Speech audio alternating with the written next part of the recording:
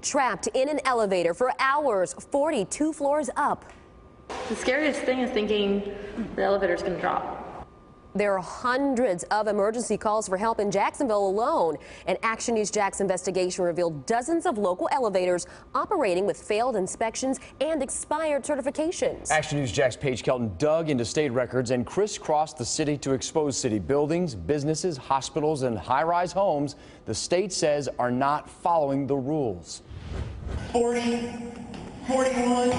42 floors up in Jacksonville's tallest building. She's a rock star. Look at her. Casey Cleveland was halfway through a world stair climbing record attempt when she stepped into the elevator. Goes down. It stopped between floors, and the way this building worked was it's a bank, so they have security floors where you can't get out every level. 3 hours later, Cleveland tells me JFRD orchestrated a complicated rescue through the roof. She climbed up the walls and was lifted out. I was willing to do anything to get out of the elevator. In the last 2 years, JFRD has been called out 406 times for elevator incidents. We dug a little deeper and found many of those elevators were operating with failed and expired inspections. According to state records, there are 66 elevators in Jacksonville operating with expired inspections.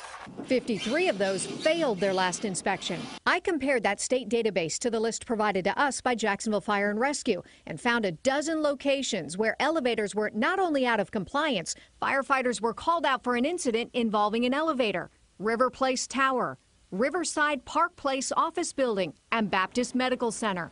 Also on JFRD's list, Memorial Hospital had 14 elevator incidents in the last 2 years. The Jacksonville Housing Authority had 7, and so did the brand new development 220 Riverside, which just opened a year ago.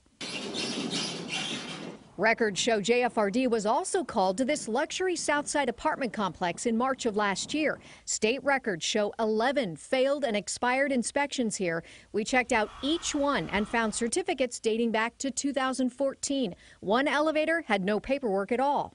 Don't you expect that the inspections should be up to date in all the elevators? Definitely. With our camera rolling, I asked management about what we'd found. We actually are having them inspected next month. The state confirmed that just days after we recorded almost a dozen expired inspections, 3 of the elevators at Citygate had been brought up to code.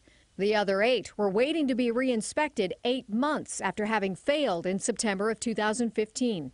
There were 4 other people in the elevator with me. Roxanne Weeks took a ride in one of the city's repeat offenders, the main library downtown. The doors opened a couple of inches and then shut back and wouldn't let us out. Building owners are responsible for the yearly inspections, and those examiners are private. They don't work for the state.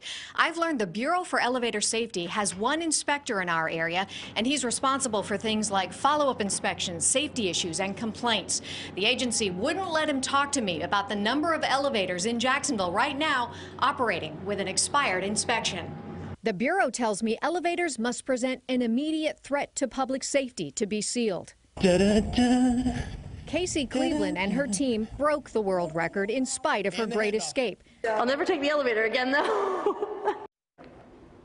Our investigation also found River Place towers on the South Bank and Jacksonville University were fined for compliance issues.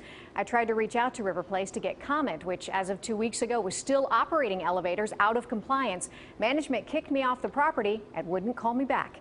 In the studio, Paige Kelton, CBS 47 Action News Jax. All right, you can read a statement.